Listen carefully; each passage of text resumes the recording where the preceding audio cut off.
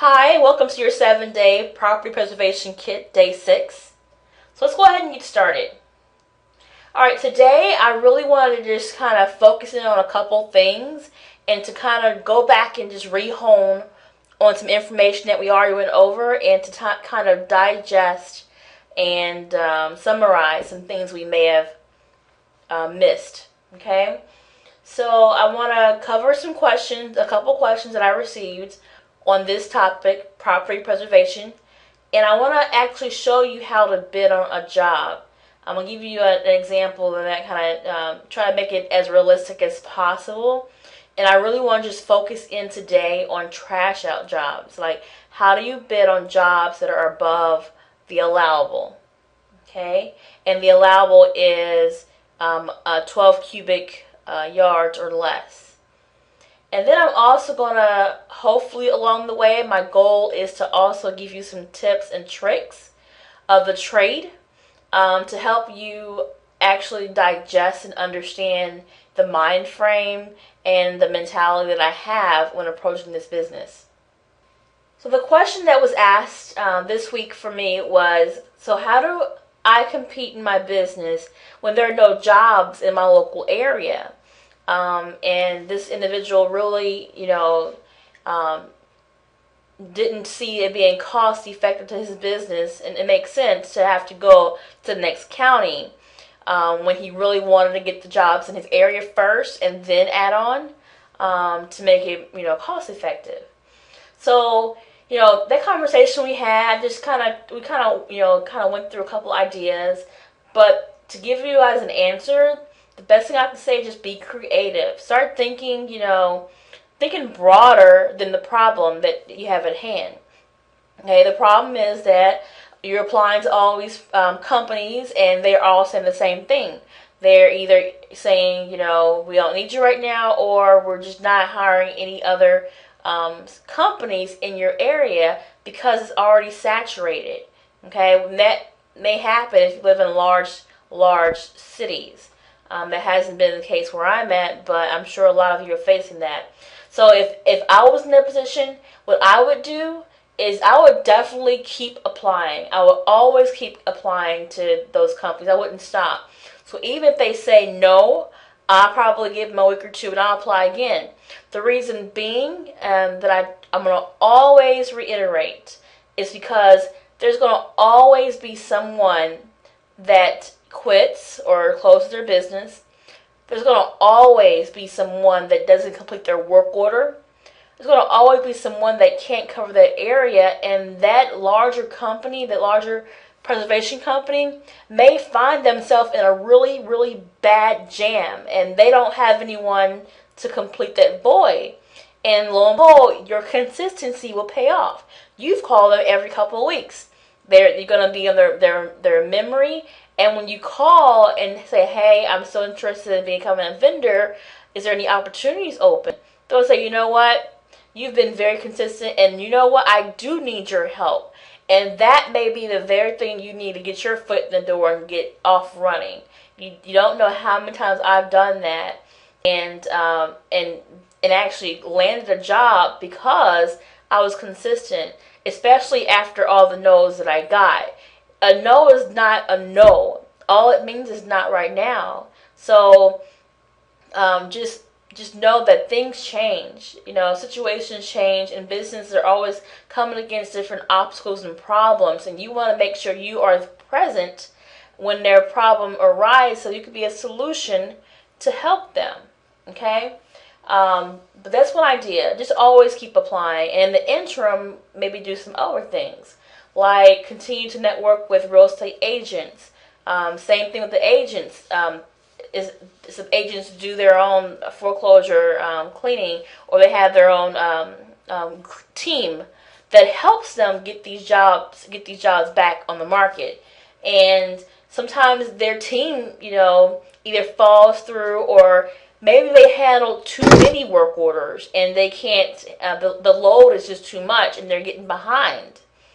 Same thing with contractors of actual building homes, is actual contractors that need a job site cleaned.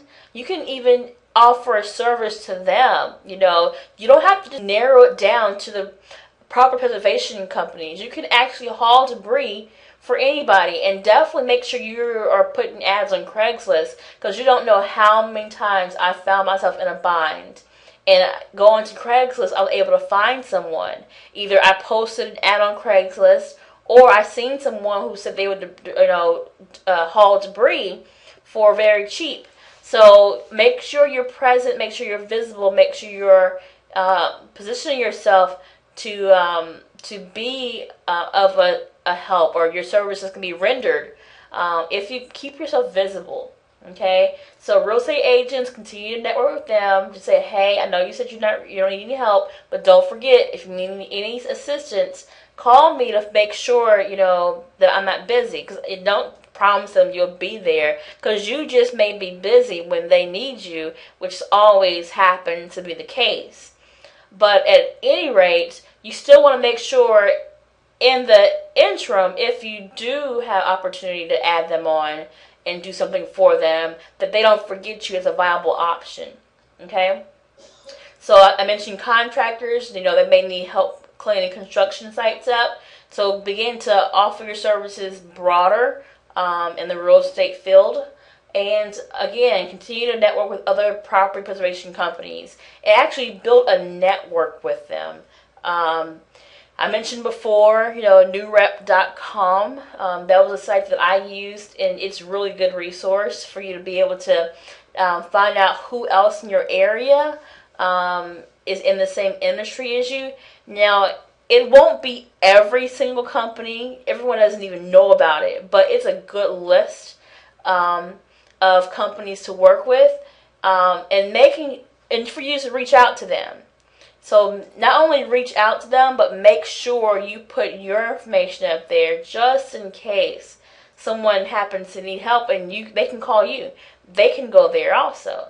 So it's a free resource that I found, and I think if you haven't found it, make sure you go over there, put your information up there, and even call somebody. Their numbers are posted up there. Call them, network, people in your area. Tell them, hey, you're willing to handle their overflow work, or maybe you can do some other things. We're going to go over that here shortly. Another thing that we mentioned is you may want to apply to areas outside of your zip code, your home zip code. So say you have one main location, maybe you want to go out like 10 more miles, circumference-wise. I don't know. You have to think about that and consider if that's even viable for you, if it's profitable. Just to at least, get your foot in the door of a business where you're at least working with them, and then when things open, you can always say, hey, I really wanted this area, but you'd have it available. So now that the opening has come, I want to be the first one. And then you've proven yourself to them. And you've shown them that you do good work, and you do it very fast, and you're timely.